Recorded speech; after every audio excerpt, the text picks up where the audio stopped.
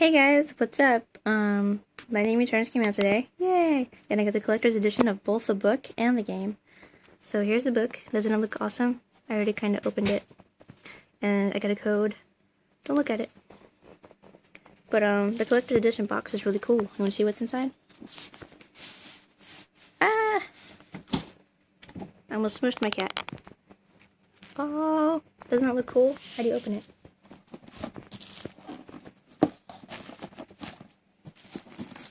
It's one of those things where two hands is required.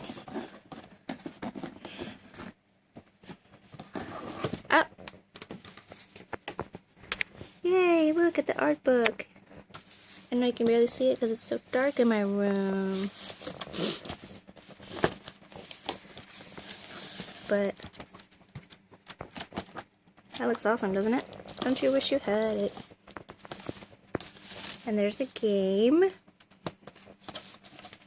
And I'm guessing this is the pocket watch.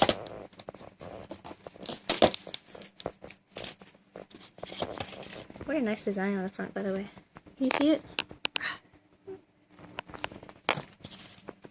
Blah blah blah. Instructions. Oh, look, it's so cool looking.